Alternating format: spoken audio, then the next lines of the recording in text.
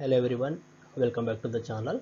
So in the last session we have completed about polar interactions. That is, I considered three type of interactions: dipole dipole, dipole induced dipole, and ion dipole interactions. Okay, well, in the last session we discussed about ion dipole interactions. There I considered even the factors which affect the ion dipole interactions. Okay, well, it's about the polar interactions. I said there are another type of interaction. What is the second type of interaction? It is the non-polar interactions, right?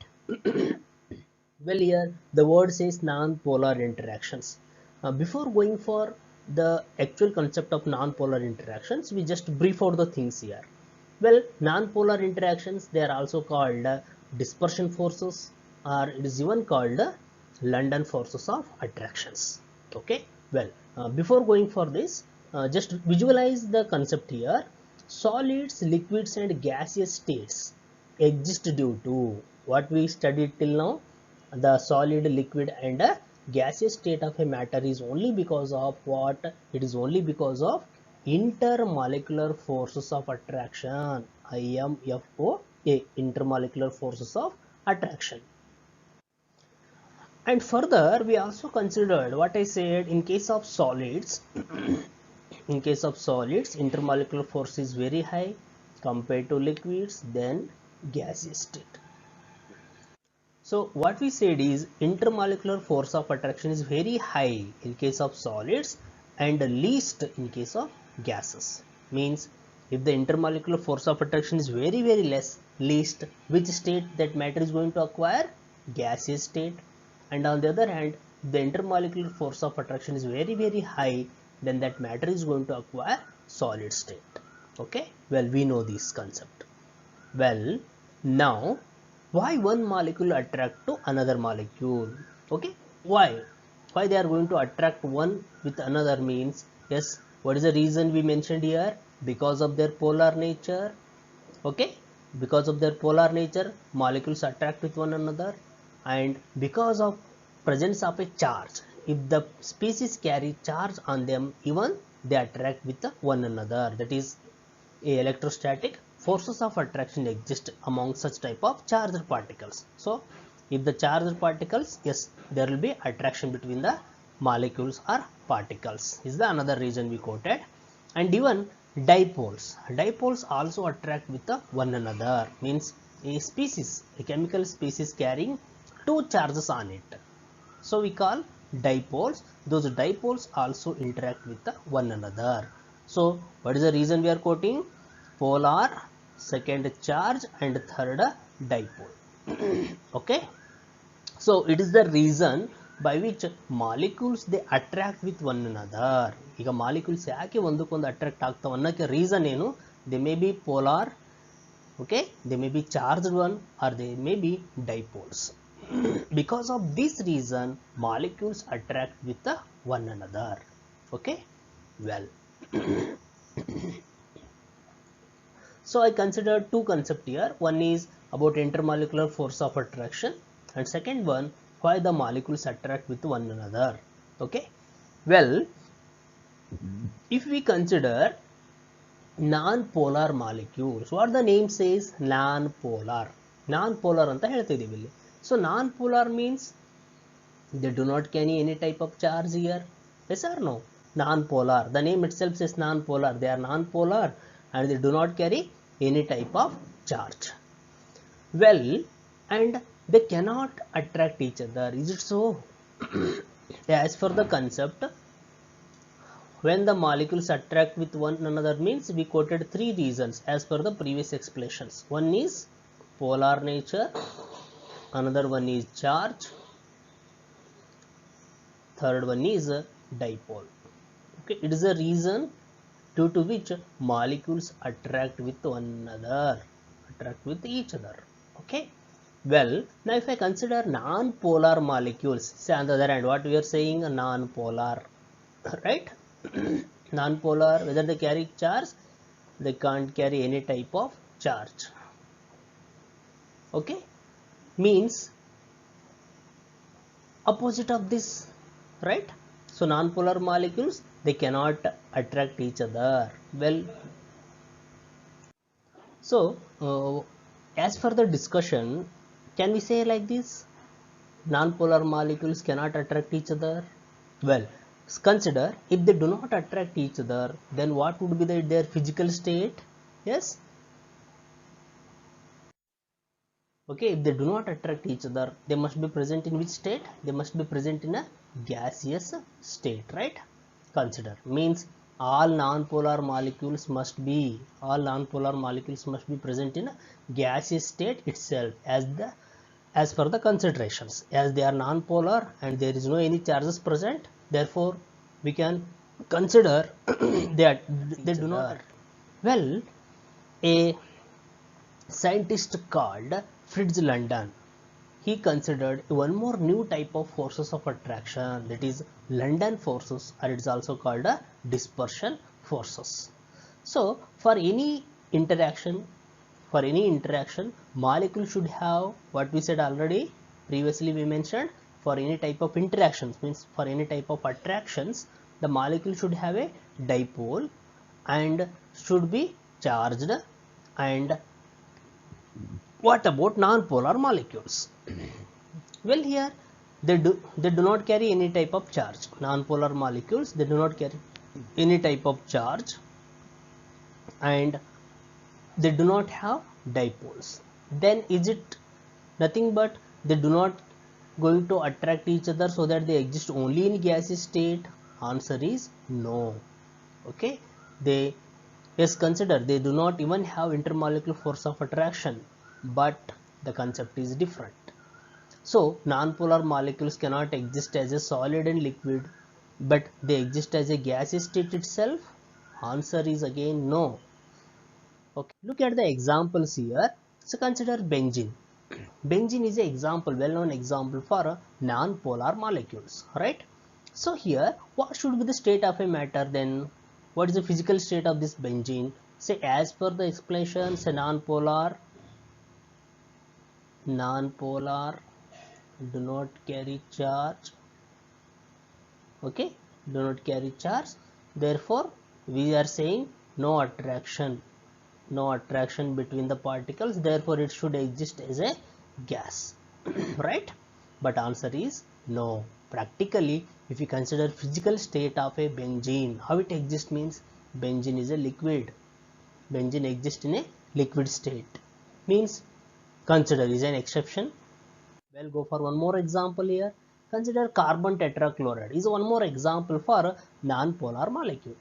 Well, then again, what should be the state of a matter? CCl4. Is it a gas? Again, no. It is not a gas. Rather, it also exists as a liquid. Then it clearly indicates that non-polar substances exist as a liquid. It means there must be certain intermolecular force of attraction exist between the molecules. Okay, even in non-polar molecules, there must be certain intermolecular force of attraction. That intermolecular force of attraction exists itself is called dispersion forces or a London force. Okay, well, just consider an MCQ here.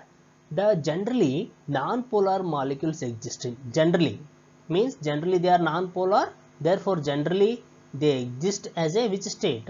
Gaseous state, right? So option solid, liquid, gas, all of these. So answer is C.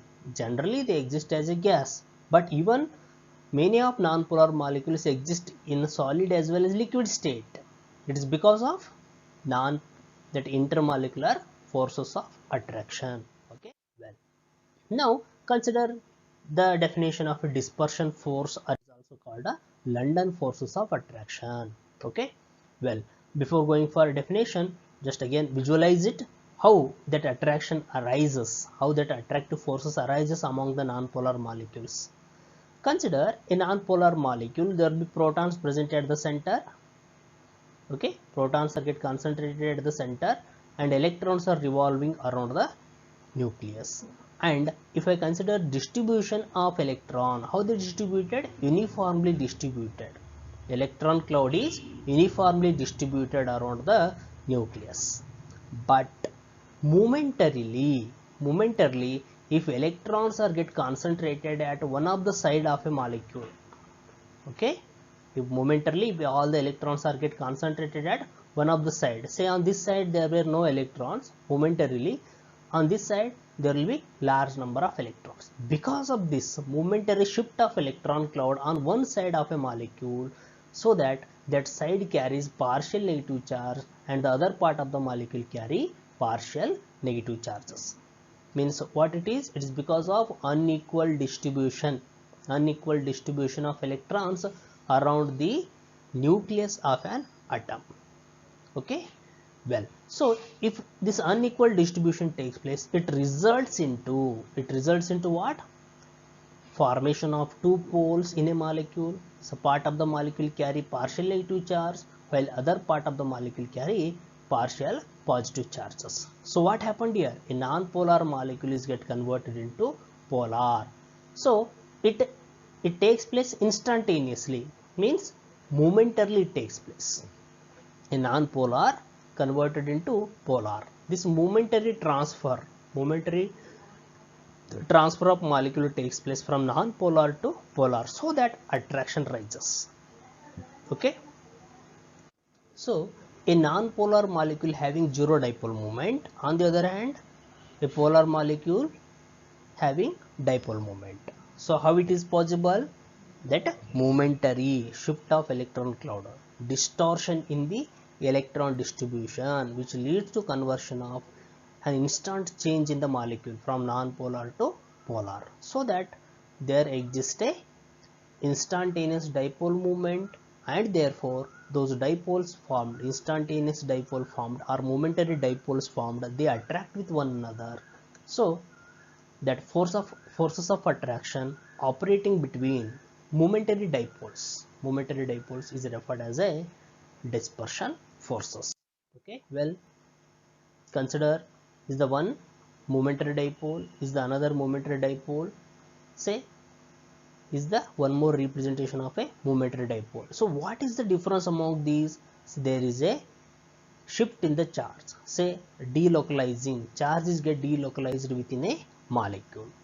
So that charges are continuously fluctuating within a molecule. During this fluctuation, if electrons density or electron cloud comes on one side and protons are comes on other side, it leads to formation of a what? Momentary temporary dipoles.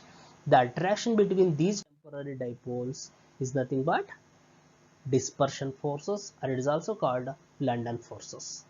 Consider one more visualization. Consider is the diagram where nucleus is present at the center and electrons are uniformly distributed, but that is symmetrical distribution of electrons. So due to constant motion of electrons, an atom or molecule act as a temporary dipole, that is non-zero dipole moment. Okay, as these electrons were continuously revolving around the nucleus. During the revolving, if the electron comes, more number of electrons comes on one side, it leads to formation of a non-zero dipole moment, or it is also called a temporary dipoles are formed. Okay, that is unsymmetrical distribution of electron leads to formation of a temporary dipoles. Due to this, a second atom in turn gets distorted, which leads to an electrostatic attraction between two atoms.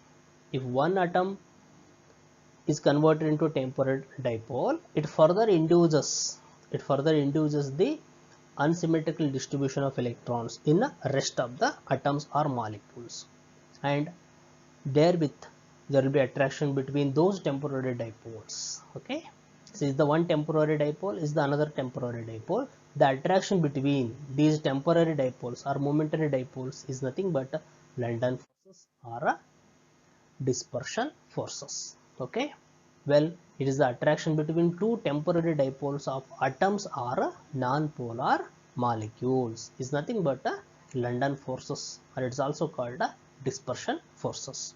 I hope you understood this. Well, with this I am going to conclude about this session. Again in the next session we go for the other concept, that is the factors which affect the dispersion forces or London forces. Okay, thank you. Be safe.